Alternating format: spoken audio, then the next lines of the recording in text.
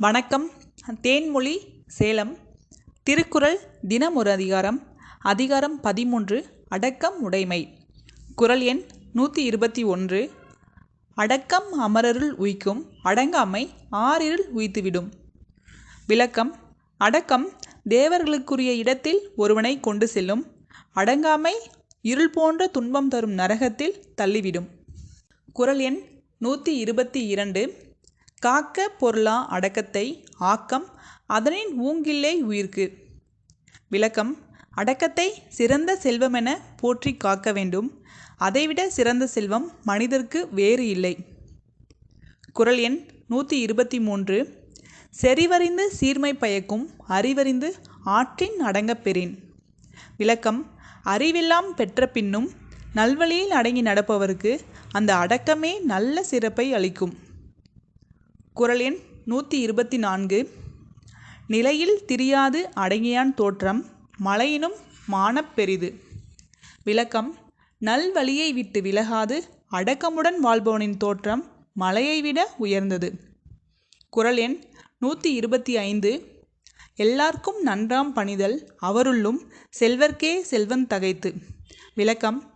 பணிவோடு வாழ்வது எல்லோருக்கும் நல்லதே, இருப்பினும் செல்வம் உள்ளவர்களின் பணிவு மேலும் ஒரு செல்வமாய் இருக்கும். குறள் எண் 126. ஒருமையுள் ஆமை போல் ஐந்தடக்கல் ஆற்றின், எழுமையும் ஏமா புடைத்து. விளக்கம்.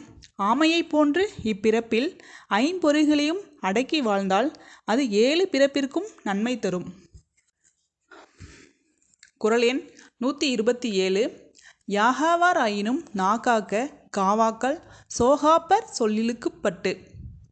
விளக்கம். எதை காக்காவிட்டாலும் நாவை காக்க வேண்டும், இல்லையென்றால் பழியில் சிக்கி துன்பம் நேரிடும். குறள் எண் 128. ஒன்றானும் தீச்சொல் பொருட்பயன் உண்டாயின் நன்றாகாது ஆகிவிடும். விளக்கம். ஒரே ஒரு தீய சொல்லானது அவன் ஏற்கனவே செய்த அத்தனை நன்மைகளையும் பயனற்றதாக்கிவிடும். குறள் எண் 129. தீயினார் சுட்ட புண் உள்ளாரும் ஆறாதே, நாவினால் சுட்டவடு. விளக்கம்.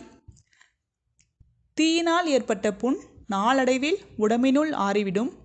நாவினால் பேசிய கொடுஞ்சொல் என்றென்றும் ஆறாமல் வடுவை உண்டாக்கிவிடும். குறள் எண் 130. கதங்காத்து கற்றடங்கல் ஆற்றுவான் செவ்வி, அறம்பார்க்கும் ஆற்றின் நுழைந்து. விளக்கம். சினம் அடக்கி கற்பவனற்றை கற்று அடக்கமுடன் வாழ்பவனுக்கு ஏனைய வாழ்க்கை வழிகளை அறமே கற்றுத்தரும். நன்றி.